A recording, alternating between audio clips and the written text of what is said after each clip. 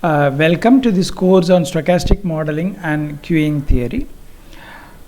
In this lecture, we will look at the preemptive resume priority queuing discipline. We have already looked at the MG1 queue with vacation, and MG1 queues with priorities. When we looked at the priority queues, there can be two broad categories of ways in which queues with priorities can be divided into. One, the case where the ongoing service can be preempted. Another in which where the ongoing service cannot be preempted. Based on that, there are two kinds of priority queuing system. One, non-preemptive queuing system and preemptive queuing system. We have already looked at the non-preemptive queuing discipline based systems with Poisson arrival rate and a general distribution with a single server. Now we are going to look at the preemptive queuing discipline. So, as in contrast with the non-preemptive one, in the case of the preemptive queuing discipline, an ongoing service can be preempted. Let us quickly recall what we had in the case of the non-preemptive queuing discipline. We divide the customers into different classes of priority levels. Priority level 1 has the highest priority, 2 has a priority lesser than 1, 3 as lesser than 1 and 2.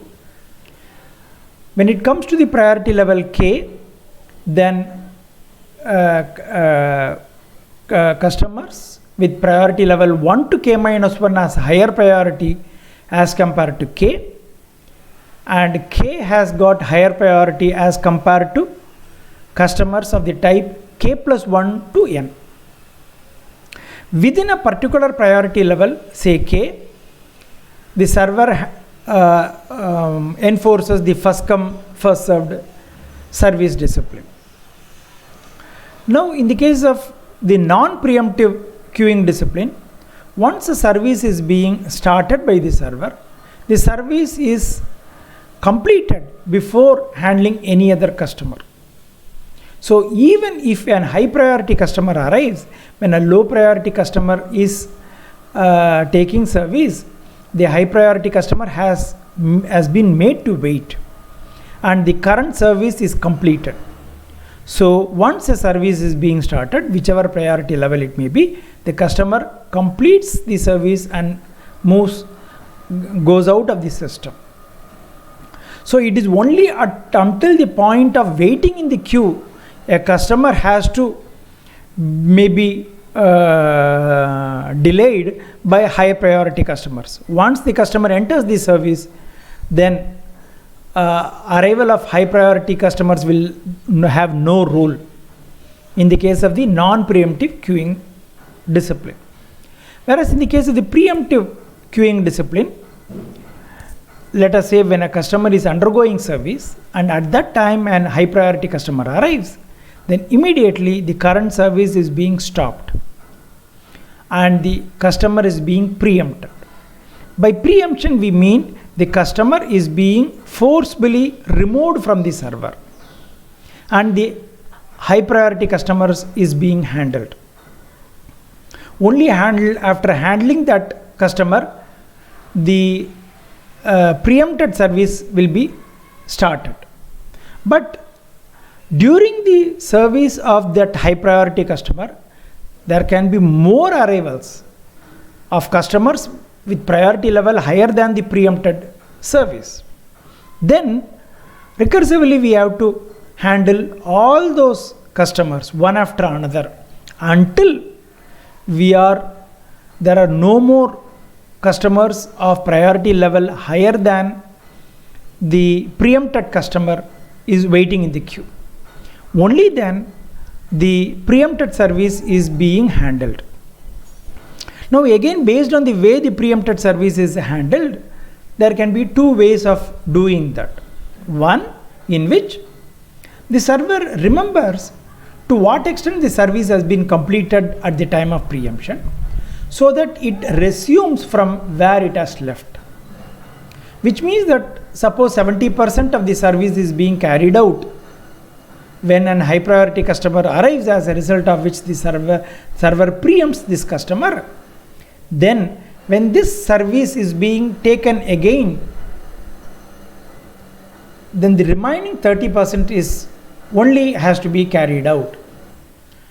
For this to happen, the server should remember to what extent the service is being completed, and during the time of serving, if there is any state information that has to be remembered to complete the remaining part of the service, that state has to be stored somewhere.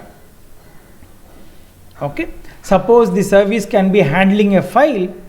You open a file and then read some data and then print it out, or store it in some other file, or check for some spelling in certain part of the file, or do some formatting for certain part. Now if the service is preempted, then this file has to be stored, and the point at which it has been formatted has to be remembered by the server, so that when you come back, you can start from where it has been left out. So the nature of the service should be such that you can resume. Similarly, the server should have the ability to remember what extent the service has been completed, and also has to store possibly some state information to resume it. Those kind of preemptive priority queuing discipline are called as the preemptive resume priority queuing discipline, where the service is being resumed from where it is left. The other way in which the server can handle the priority is that when the preempted service is started, you have to start all the way from the beginning. So even though you might have completed 95% of the service, then the service is of that and such a nature that you cannot resume from where it has left. After a time gap, then we have to repeat it. Or the server is such that it doesn't remember any information about this, how much the time the service has been completed, then also resume based service cannot be done. We have to resort to the preemptive repeat priority service discipline. So we divide the preemptive priority into either preemptive resume or preemptive repeat priority queuing discipline. In this lecture, we will concentrate on the preemptive resume priority queuing discipline and derive the formula for the average time spent by a typical customer belonging to the priority level K to complete the time the customer will spend in the queuing system, which means the time the customer has to wait to start the service and the time the customer spends with the server. We will call it as TK. So TK is the average time a customer belonging to priority level K spends in the queuing system. We will derive this formula for the case of preemptive resume priority one. The first information that we have to note, or inference that can be drawn based on the way the priority is being enforced, is that while deriving TK, customers belonging to the priority level K plus 1 to N, which have lower priority than a customer belonging to K, those low priority customer will not influence TK. Reason being, suppose a customer belonging to priority level K has arrived, and any other customer who may be waiting in priority level K plus 1 to N has to wait until the service of this newly arrived customer belonging to service level K gets the service. Even if a customer belonging to level K is undergoing service, if there are customers with lower priority, that is K plus 1 to N arrive, they have to wait until the service gets over. They cannot preempt the service be taken by a customer belonging to K or of higher priority. So all customers belonging to the priority level K plus 1 to N in no way can make a customer belonging to priority level K to wait, and therefore they will not influence Tk. So as far as the calculation of the formula for Tk is considered, we can ignore all low priority customer whose priority level is lower than K, or for simplicity we can assume that we have a equivalent queuing system wherein we have only K levels of priority, wherein the Kth level is the least priority level. So with that, if we derive the formula for Tk, it will still be valid even if there are more lower priority customers in the system. So we will deal with, for deriving Tk, we can assume that we have only a queuing system with K levels of priority. Then the average time spent by a customer who arrives, a customer belonging to level K spends in the queuing system, which we call it as Tk, has the following part. One, the time the customer takes on the average with the server in taking the service. That is equal to, we have denoted as xk bar, where xk is the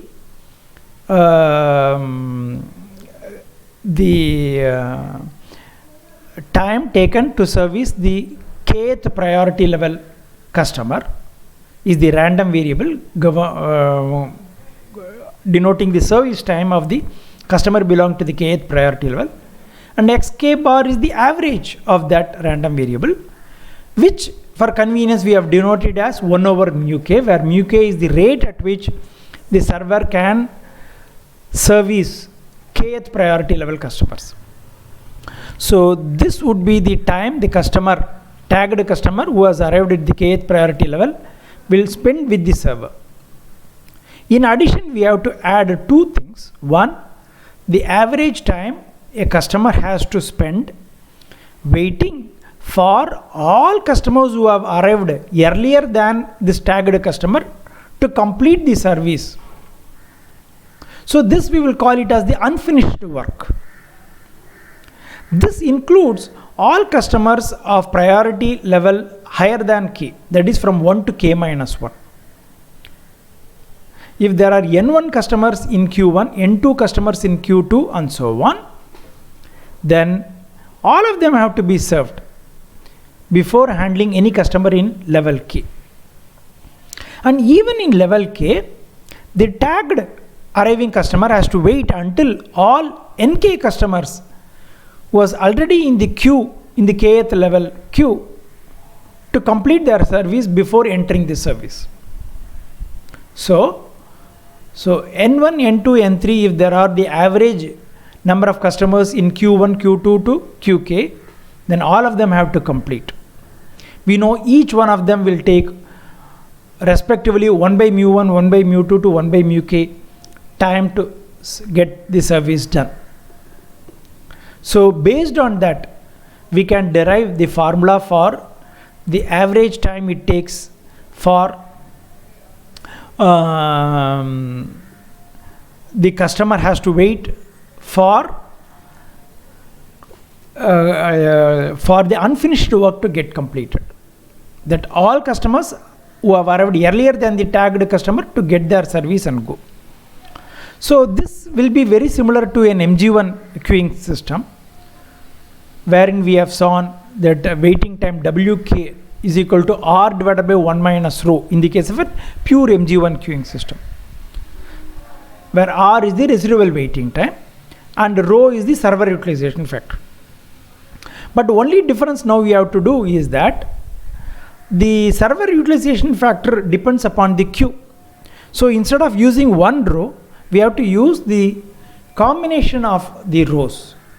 It will be 1 minus rho 1 minus rho 2 to all the way up to rho k, because the lambda 1 and mu 1 go together in fixing the server utilization factor that is due to the Q1 and so on. One more thing that we have to remember is that the residual time varies from the customer faced by a customer, depends upon the priority level of the customer.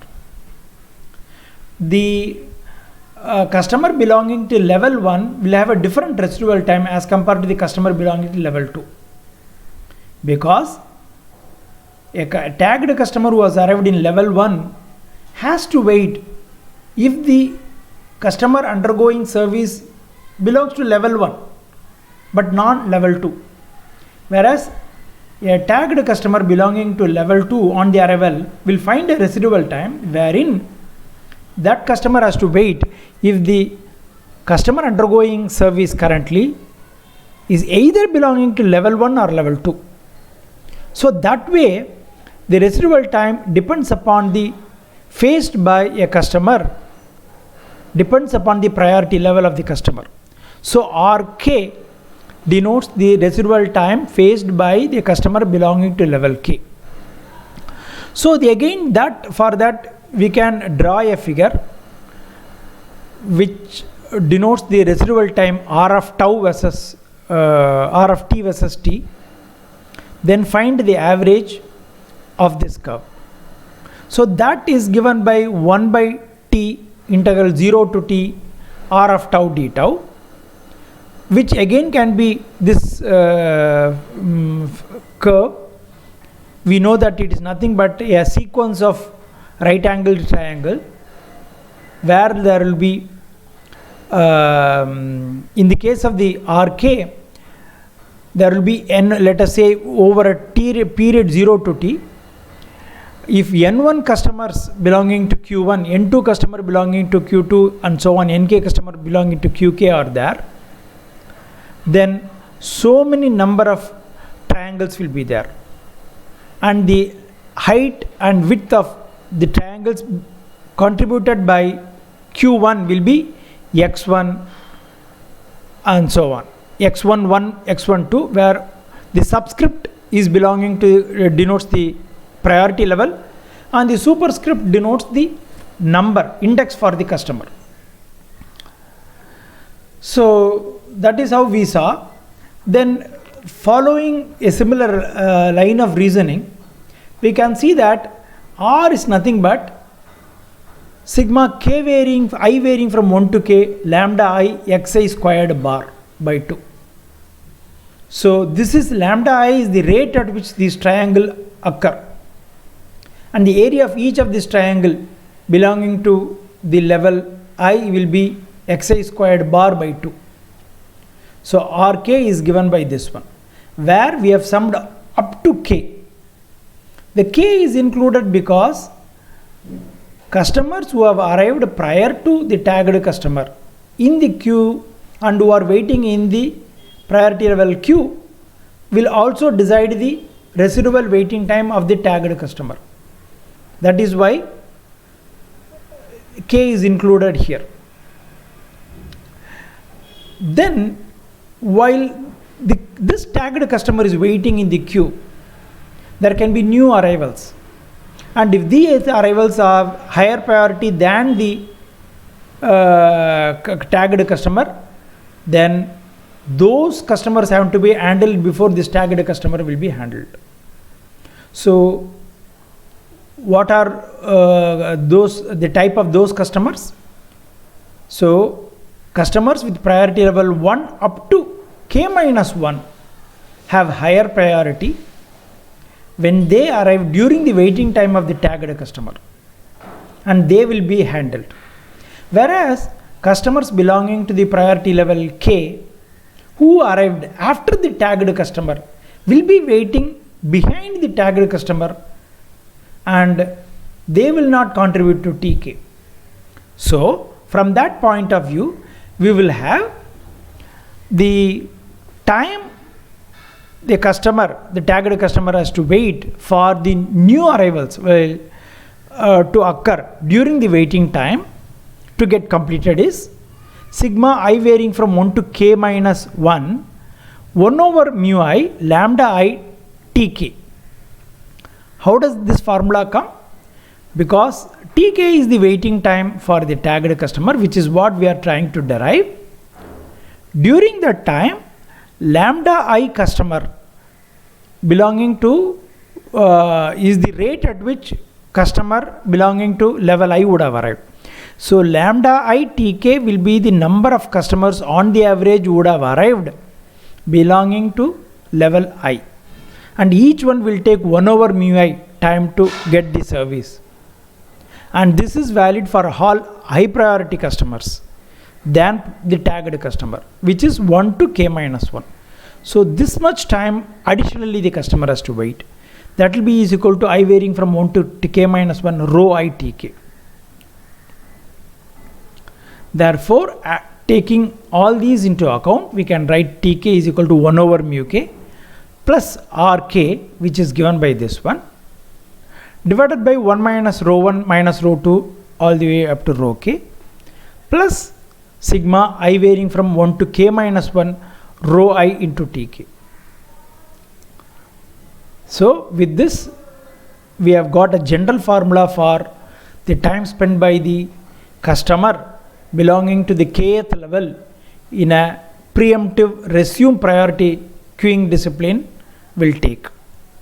For the case of k is equal to 1, that is the high priority customer, so this will be 1 over mu 1, and you can see that it will be R1 divided by 1 minus rho 1, and in that way we can write it.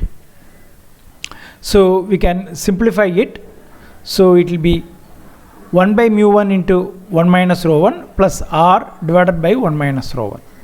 That way we can write this one. So similarly, for the case of tk, we can have this rewrite it in this manner. Okay, 1 minus mu k into 1 minus rho 1 all the way to rho k plus rk divided by 1 minus all the way up to rho k minus 1 plus 1 minus rho 1 all the way up to rho k. So this would be the waiting time, is the time spent by a customer belonging to the kth level on the average for the case of the preemptive resume queuing discipline based system. Thank you.